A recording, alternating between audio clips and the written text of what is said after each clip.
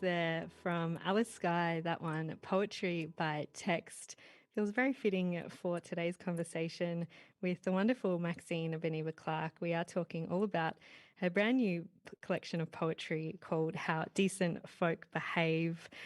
Maxine, I suppose while we're talking about poetry by text, I did want to ask you, you do have such a prolific presence on Twitter, and it's something that I love because it's a perfect way to kind of delve into the minds of some of my favorite poets like yourself. I'm interested, how do you see something like a tool like Twitter as a potentially a tool for your writing and to kind of test out material on your audience? Mhm. Yeah, I think, I like to keep it light on Twitter most of the time. And I think it's this strange thing where it feels like it would be the antithesis to poetry, but it's short form. So you're still trying to get across, a lot of information sometimes in that really condensed language. And so, yeah, I see it as a challenge. And, even in the sense of poetry is often hard to distribute. So that sense of, if I've written something that has an immediacy, the possibility of actually posting it on Twitter and sending it, circulating it to a couple thousand people immediately really appeals to me as an author. Mm. I am interested in those kind of barriers or the ways in which we can kind of confine an art form. Obviously on Twitter, there is a limited word count. I suppose I'm interested in that, knowing that this collection of poetry was written over the last couple of years. Did you find, I suppose, the kind of parameters or the barriers of having extended lockdowns have an impact on the way that you were thinking and the way that you were writing? Yeah, they definitely changed, I guess, the loose plans I had as a creator, as a writer for the last few years. I think I probably saw myself working on fiction over the last few years, kind of going back to either kind of novellas or else kind of maybe trying a novel.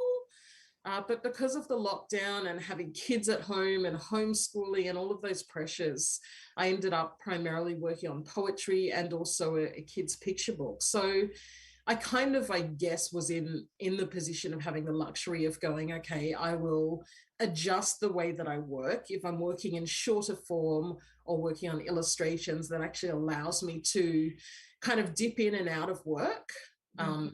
As opposed to needing that long stretch that I think fiction for me requires to actually produce good work. Mm. I mean, I would love to, I suppose, now throw to one of your poems. It is called Generation Zoom. It feels very fitting today. And the first time I heard it was when you were, as I was saying before, off air. There was a Red Room poetry event at the Wheeler Centre, and it was the night before we went into our last extended lockdown. And it was beautiful. And yeah, just the words of it felt so fitting then. And I imagine they are now. So yeah, please take it away. Let's go. Generation Zoom.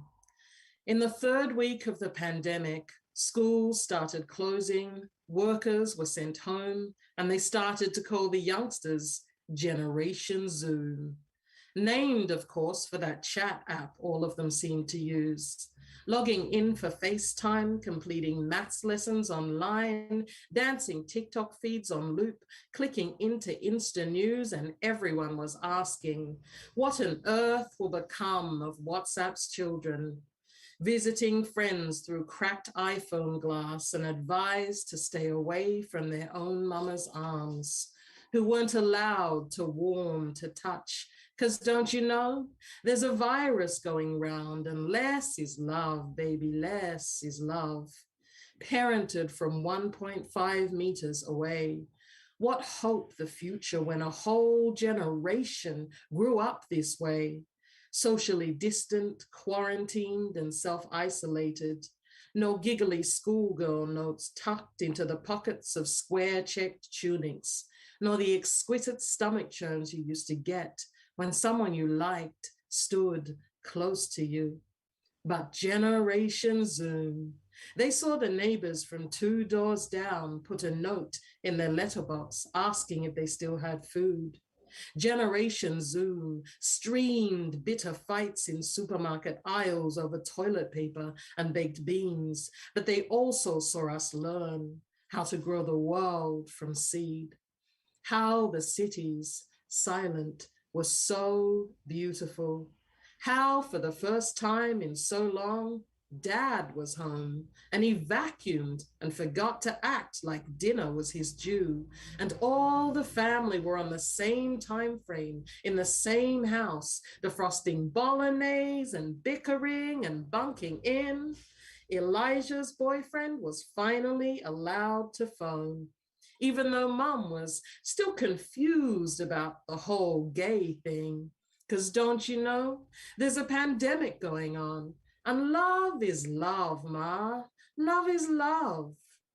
In the end, we'll be okay because Generation Zoom grew up today. Learning stocks can be lost as fast as accumulated, that health is wealth, and love is gold, and life will find a way. Mm. It gets me every time. Health is wealth and love is gold and life will find a way. And doesn't it just? We don't have any option but to go on, and it's never felt more relevant than I suppose in the last couple of years. Maxine, I'm interested when you're sitting down to write, especially a collection like this, which is, it's quite cohesive, it's very of the time. Do you think that you set out to write and reflect what's happening, or is it more something that you think kind of comes when you're in the editing or collating the poems afterwards? Yeah, I mean, I think it's kind of, with this poem, for example, I didn't sit down and think, I'm going to write a poem about, this generation and what they've seen and how they're going to benefit from that. It kind of came out of that place of just thinking about what young people are missing at the moment, and having those kind of nostalgic, oh, I remember, what did you used to love about going to school, and that kind of social aspect of things.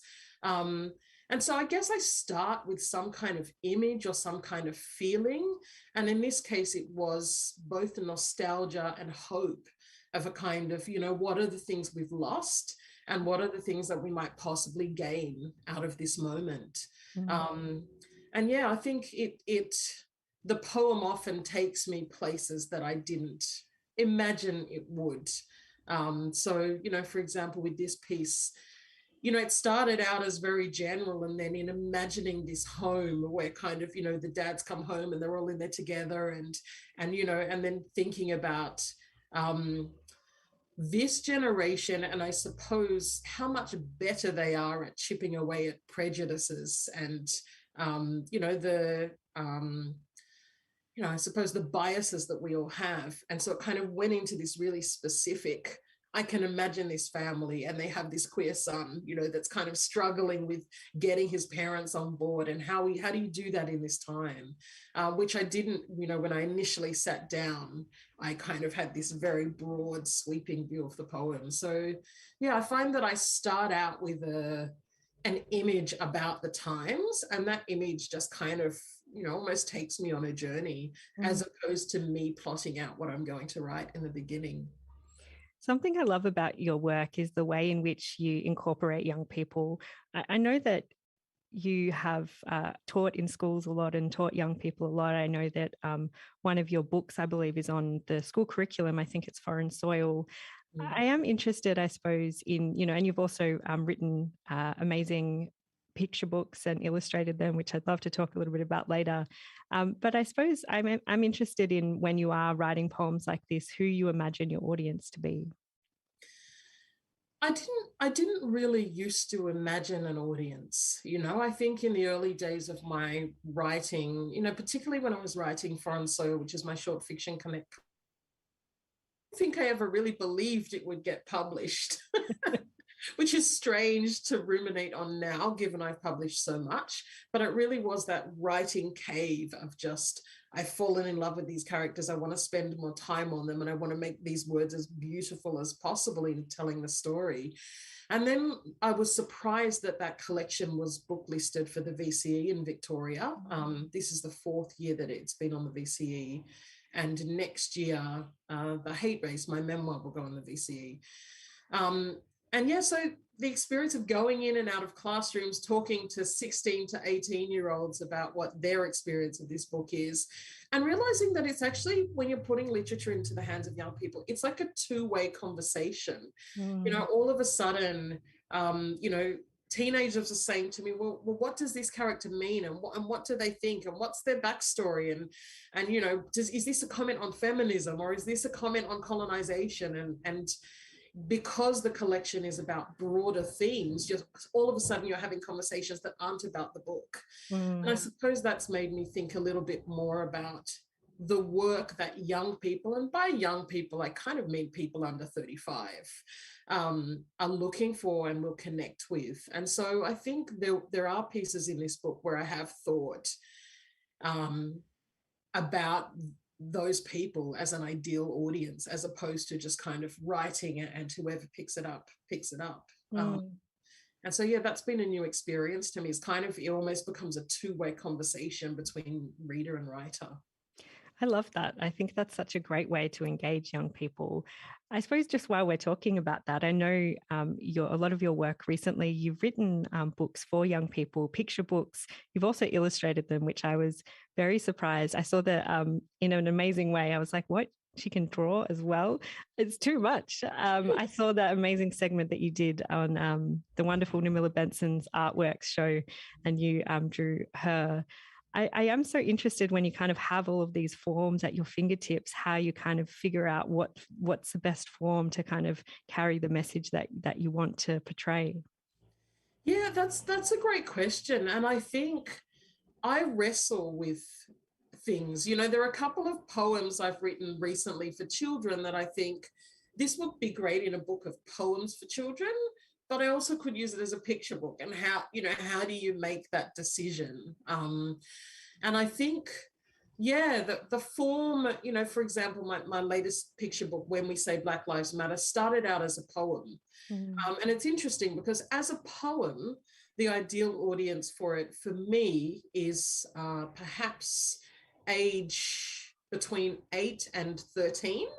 But as a picture book, all of a sudden that age range gets lowered because it's in that picture book form. And so, yeah, often I think the constraints that we put on form and who they're for will dictate, you know, who that book gets put in front of. And if I was to take that When We Say Black Lives Matter poem and put it in a book of poems for kids, that would probably end up in upper primary school or lower high school. And so sometimes it's, sometimes it's out of your hands. Sometimes you give a text to a publisher and they say, actually, I think this would work better as a picture book or as a poem or something. But for me, yeah, it's just about what the best form for that work is. You know, when I took that poem and made it into a picture book, it was because I thought there are all of these layers or things that are alluded to in a poem that could be heightened or added to with images. And that's why it became a picture book rather than thinking, I want to get this into the hands of smaller children. It was kind of, I could see that there was something else that could speak to the words. Whereas there are some pieces, Generation Zoom, for example, where I feel like it wouldn't particularly be enhanced by images. It's so inherently visual in what it conjures. I love that idea of, I suppose, using poetry as a tool to get younger people into literacy and using illustrations as well. And I suppose using all of the tools in the toolkit to make text and ideas as accessible as possible to young people, but also perhaps other people if they, you know, have lower literacy levels. I think it's a really great way to be more inclusive. And it seems like that's something that's really important in your work. Yeah, definitely. And one of the great joys of having created picture books is, you know, I've been able to see over the years that a lot of them have been used by organizations like the Indigenous Literacy Foundation to teach adults to read. And, you know, that idea of making a picture book that a 4-year-old can read, but if I read it as an adult, I'm still getting perhaps more out of it than the child that I'm reading it to. You know, it may be that there are little kind of Easter eggs hidden in the images that kids won't understand, but adults know because we know more about the world.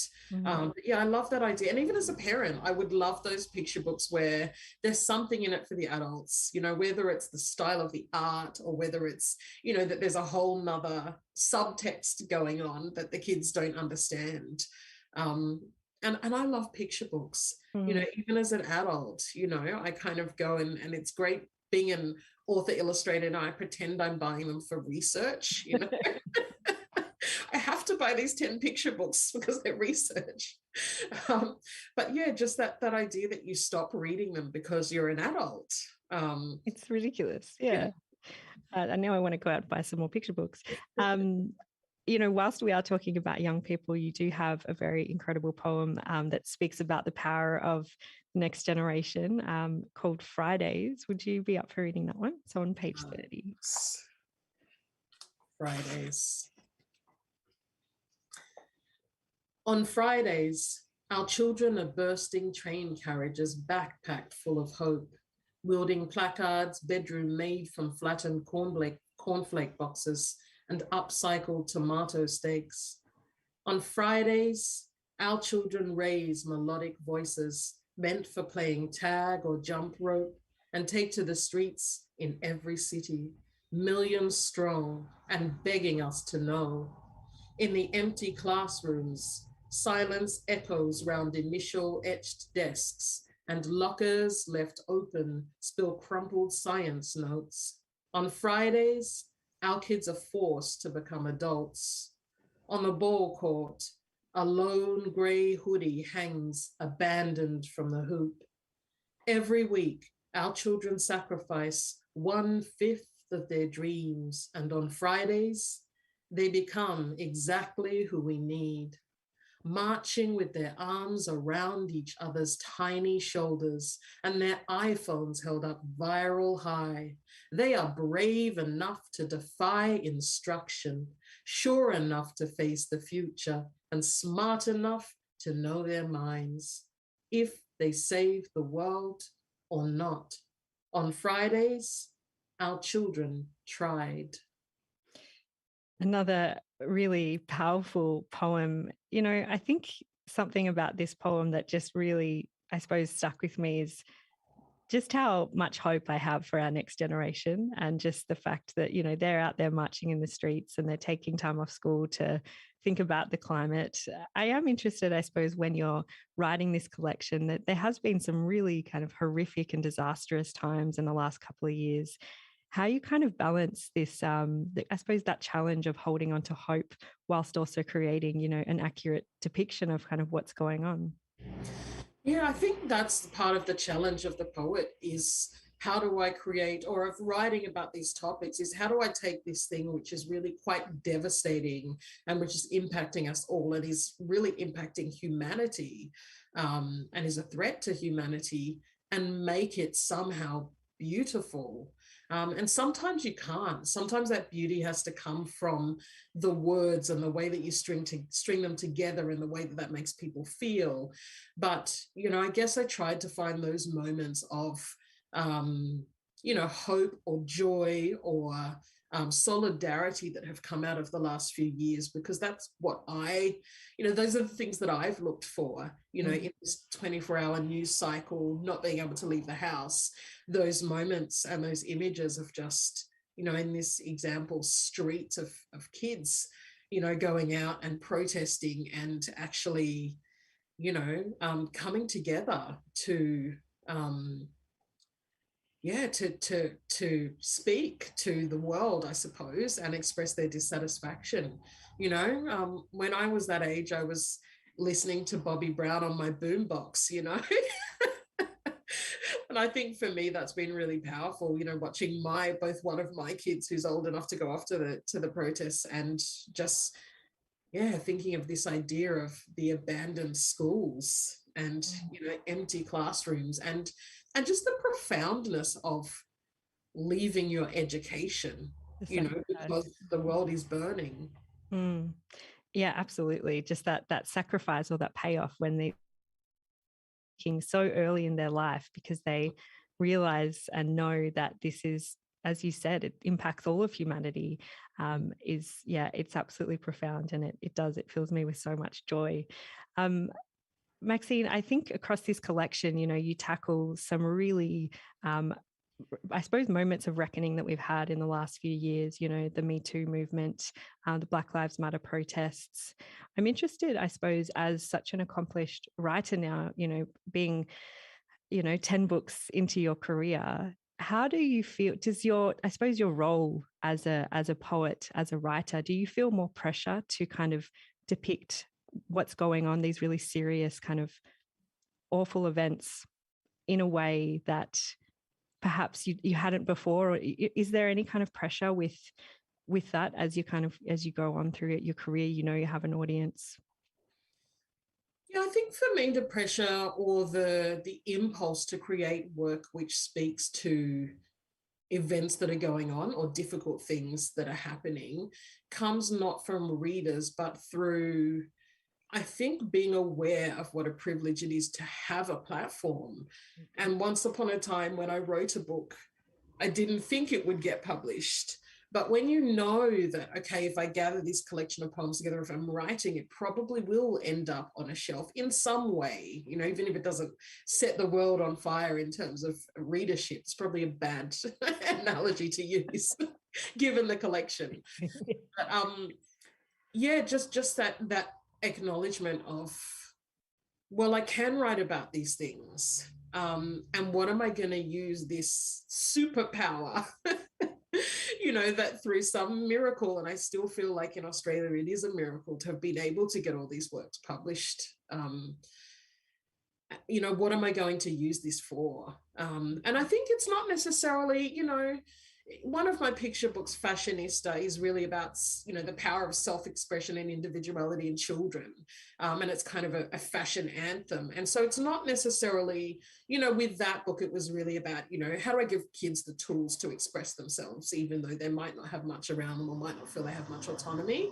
So it doesn't have to be this kind of, global pandemic or kind of the Black Lives Matter movement, these kind of enormous issues facing our time. But I guess for me as a writer, in order to sit down and spend that time creating something, I have to believe both that there is a gap, that it hasn't been created before, and that it's going to leave some kind of good in the world. Otherwise, why do it? I love that so much, that it is your superpower, because it absolutely is. And as you said before, I think it's poems like these, I think, can be a real gateway into having some of these conversations that can be really hard and people don't know perhaps how to have them. And yeah, your book, it almost feels like it's the perfect book to read aloud with friends or family. So thank you. It is, this book is a superpower. So yeah, I absolutely adore it. If you have just joined us, we are live in conversation with award-winning poet and author Maxine Beneba Clarke. You might be watching on our website at rr.org.au. If you want to, you can also do that. It's also on our social media channels, or maybe you're listening on the radio on Triple R. Wherever you are, it's such a pleasure to have your company. Maxine, I'd love to, I suppose, talk about another poem that really stayed with me. I mean, I feel like there's so many of them. I was telling you off air, I'd marked the whole book. But the poem, The Monsters Are Out. Would you be up for reading that one, and then maybe we can have a discussion about it? Yeah, sure. It's on page 59. Okay. The monsters are out. The monsters are out. The monsters are out.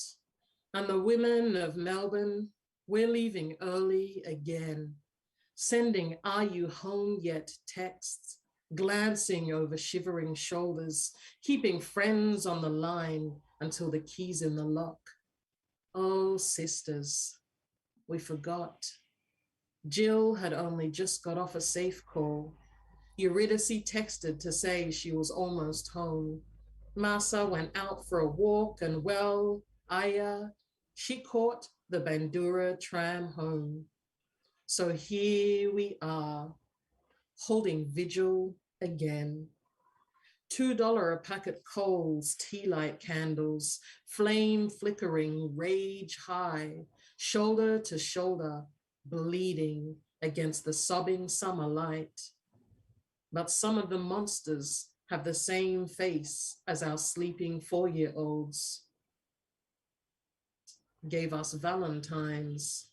Some of the monsters have the other key card to our shared bank account. The monsters are out. The monsters are out. And oh, how we flame against the sobbing summer light. But when we're done mourning, some of us go home to die.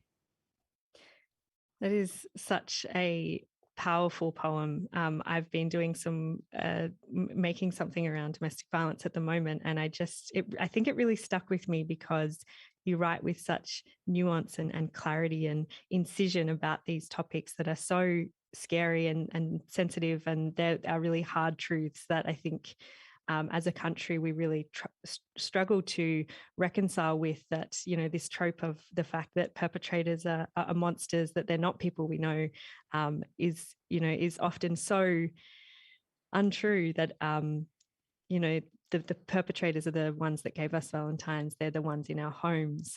It just resonated so strongly. I'm interested, I suppose, the weight of kind of shifting people's perception of DV, of domestic violence, feels really hard and heavy at times. I'm interested, I suppose, you know, this poem was written recently. Like, how do we kind of shift that conversation around who the perpetrators are, so that it becomes a little bit more nuanced and that people start to recognize, recognize this problem for what it is? Yeah, I mean, it's a difficult, I think this is one of those pieces where this was actually the first poem. It was written as the first poem I ever wrote that was published in the Saturday paper. Mm. And, you know, it doesn't really offer any kind of solutions, you know, it doesn't even really offer any kind of hope. And I think that's the place that I was in at that particular time. Was I just want to articulate this moment and this sense of both these atrocities against women happening again and again and again. But, you know, us not at that stage, I didn't feel we were having this conversation around, you know, well, these are our brothers and our sons and our nephews and our uncles. You know, they have to be, because where else are these men coming from? And so it was just a kind of, you know, I want to capture this moment and I want to sit in it and I want people to think about this. And one of the last poems that I wrote for the collection, Something Sure, was written after Hannah Clarke died at the hands of her partner. And it does offer, you know, it kind of takes it one step further to say, you know, it's written in the voice of a mother saying to her son, you know, if you're a good man, you'll lead a bad man home. You know, this sense of this is actually not the problem of those women holding candles in that first poem that I've just read, The Monsters Are Out. It's not necessarily their job. You know, men need to be pulling each other up and speaking to their brothers and speaking to their friends. And, you know, when you hear someone in the lunchroom at work saying something about their partner, that's the point at which you intervene. And I think there are developments like that in my work and in my thinking where it's kind of, I'm not ready to necessarily make a judgment on this. I just want to capture this moment and let this be almost like a recording of history. This is what happened and this is what we saw and this is where we were. That sometimes I'll later come back to. And it's kind of, you know, I've gotten to a place of, okay, I'm ready to actually offer up some kind of potential solution or discussion point. I think that's so powerful, though, just sitting in that discomfort, because I think that's really hard to do, you know, to sit and reflect on the fact that, you know, for perpetrators, they're often people we know, like more likely than not that we're people that we know. And yeah, as you said, maybe not making any solution, but just sitting in that very hard truth, I think is very powerful in itself. And I think that's kind of why it's stuck with me. Like, these are things that I know, but just the way that you've articulated that just really, it really packs a punch. I would love to talk about the poem that you just brought up. I believe that's the line of the title of the book is in that poem as well. Yeah, that poem, Something Sure. Something Sure, yeah, because I feel like that poem, yeah, as you said, it is very much about looking at how we educate, I suppose, our next generation of people, but not only, you know, people now, and how we pull each other up and we call each other in. I suppose, can you talk to that idea a little bit and that poem? And I suppose more broadly, you know, this idea of decency that kind of, you know, this is what this book is, how decent folk behave. Can you speak to that idea? Yeah, it's funny when you're looking for a title for a book, I mean, I cycle through so many titles. You know, my manuscripts might be named 50 different things on that manuscript.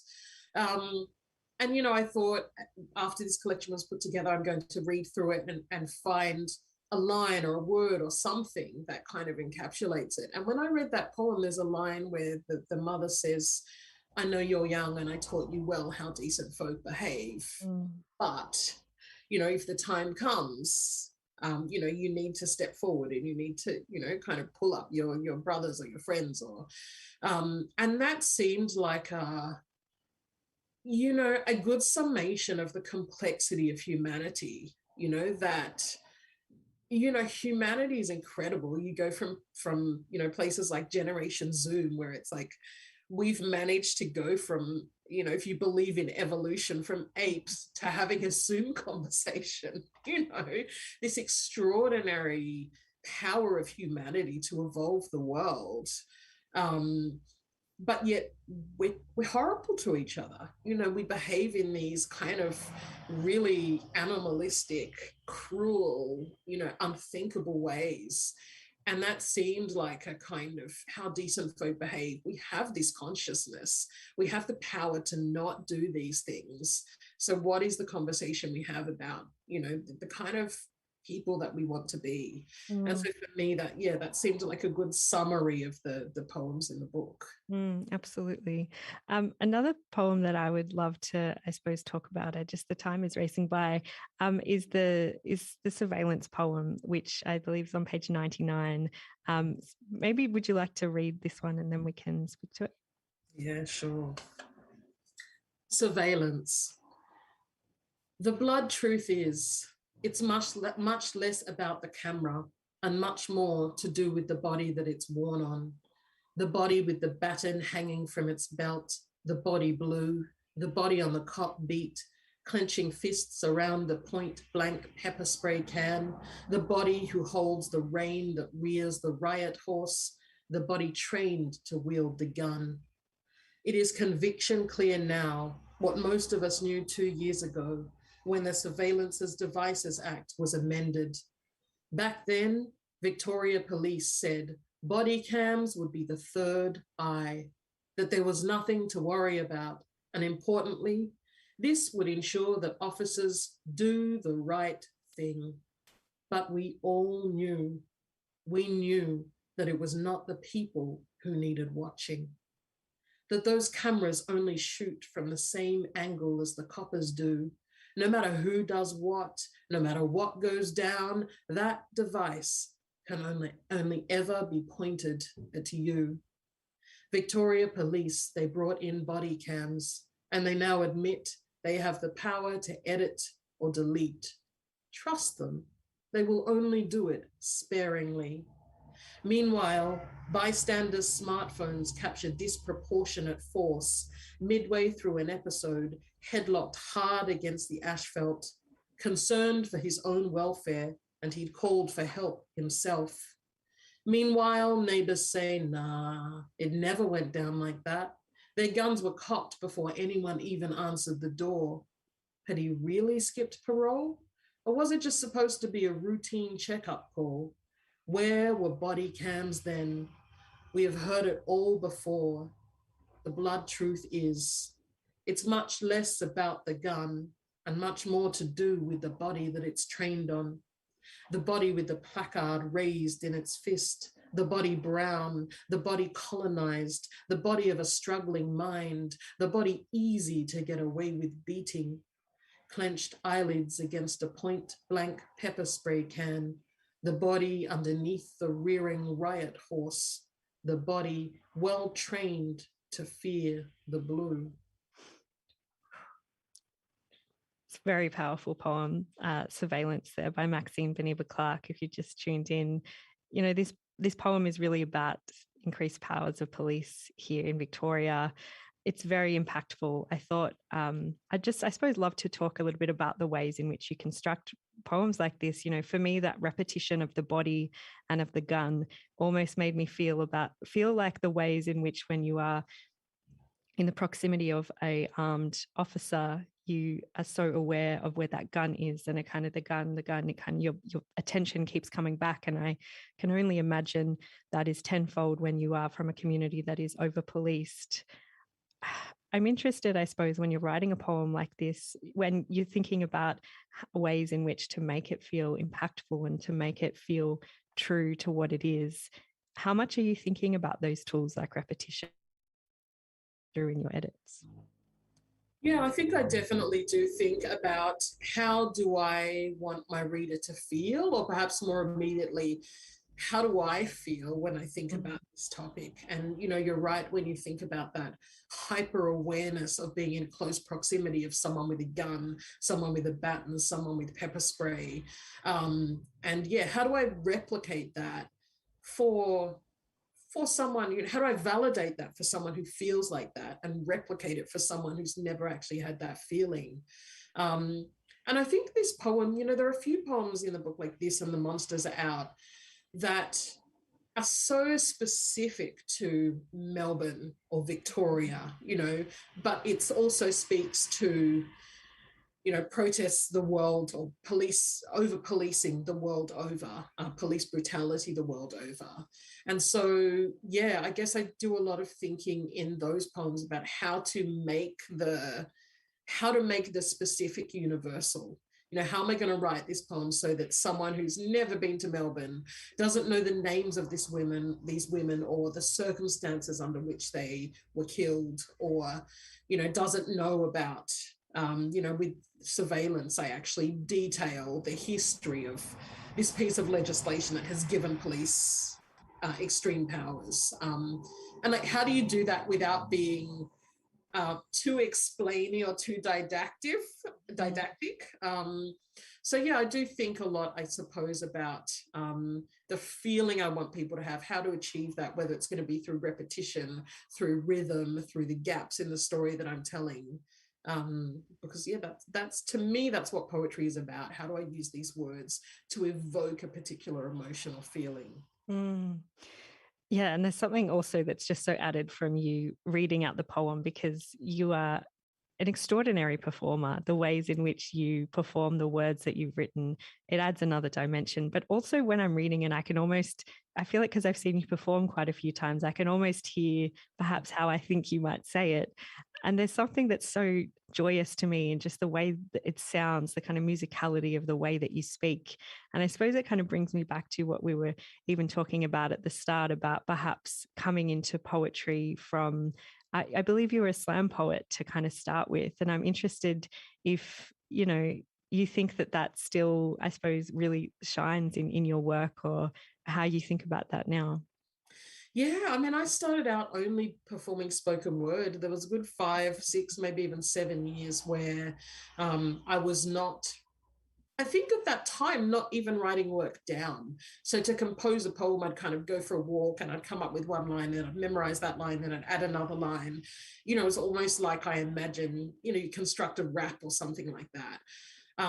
When I was growing up, even though my parents were, my mum was an actress, my dad's a mathematician, so they're kind of highly literate people, we didn't have poetry books in the house. I had kind of the odd novel or play or things like that. So I was reading lyric sheets, those glorious things you used to get with CDs and cassettes, which now, of course, you just Google the lyrics of something. And so, I would sit in my room and kind of learn these lyrics and look at the way that people told the story. And, I was reading things like Bob Dylan's Hurricane, the story of Reuben Carter, or Tracy Chapman's Fast Car, that sense of kind of actually telling a story within the lyric, but I was looking at it on the page as poetry. And I think that's probably where that comes from, is, my coming to poetry came through lyrics. My dad was a record nut, and so I'd kind of read the backs of all his records and think about how these stories were constructed. And so, yeah, I think that's still the way that I write poetry, is thinking of it as having a rhythm and having something to propel it forward, and trying to, whether it's through the line breaks or the indentations on the page, trying to give some kind of indication of where the pauses should be and how it should be read. I think that's something that I really love specifically about your poetry is that, yeah, it does have that kind of musicality to it. But, you're saying all of these really astute, insightful things, and you're saying it with such clarity and kind of punch that is something that I think not a lot of people think of as poetry when people think of poetry, if you know what I mean. People might have gone to school and they have a very particular idea of what they think poetry is. But of course, contemporary poetry, or even looking at, as you said, music, songwriters, they're poets in their own right. I suppose just before I let you go, I think, I always try to, and he loves your poetry because I feel like it's something that he can kind of grab onto. But some poetry is a little bit, it's a little bit obtuse. It's a little bit hard to kind of grab onto. I'm interested, I suppose, how, as a poet, you've kind of seen the poetry landscape change over your time. How can we get more people into poetry, or like recognizing what it is, and how people can kind of consume it and engage with it?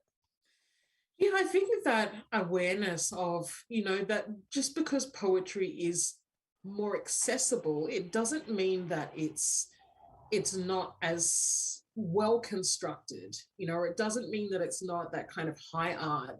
It's really, really difficult to make poetry accessible. Particularly if you have these really complex concepts that you're trying to get across. And it's like, how do I do that within the poetic form and not kind of make it inaccessible? So I think giving work to young people, which is complex, but which also speak to them where they're at. You have to meet people where they are, whether it's where their interests are, where their capabilities and capacities for reading are. And yeah, when I think of, Kendrick Lamar winning a Pulitzer, or Bob Dylan, winning the Nobel laureate for literature, which of course was such a contentious awarding, just that awareness of,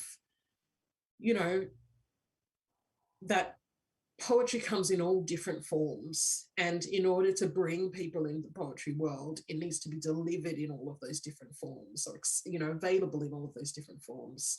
And yeah, I've seen the contemporary poetry landscape definitely change for the better over the last 10 years. Some of my favorite Australian poets, Omar Musa, Ellen Van Neerven, Omar Saka, Alison Whittaker, Andy Jackson, just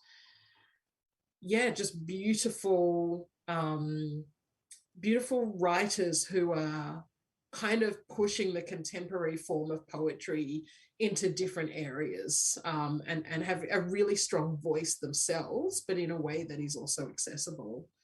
I think it's been really wonderful. When I started writing poetry about 20 years ago in Australia, I don't think I ever thought that I would be published by a mainstream publisher. It seemed like this ridiculous pipe dream. And I think, we're all the better for it. All poets and all poetry readers are the better for it when poetry diversifies. Absolutely. I couldn't agree with you more. And amazing list of poets just there as well, if anybody's looking for other books after they've read yours. Maxine, thank you so much for your time this afternoon. It's just always such a privilege to talk to you, and congratulations on an amazing collection. Thank you so much. And what beautiful questions as well. It's been such a great chat. Thank you so much. Of course, the wonderful Maxine Beneba Clarke. They're live in conversation here on the Glasshouse. Maxine's book, How Decent Folk Behave, is out now through Hachette. I want to say a big thank you to everyone who's been listening, or if you've been watching via FM, digital, Triple R's website, or maybe on social media. Especially a huge thank you to all of our Triple R subscribers whose support is so essential to keep us doing what we do. We really wouldn't be here without you. I also want to say a massive thank you to all the amazing team here at Triple R who allow us to do great things like this. So a big thank you. If you have missed the conversation, you can listen or watch back. You can head over to the Triple R website at rrr.org.au. Make sure you do stay tuned, because coming up next, we have Johnny Topper with New and Groovy. Keep it locked to Triple R.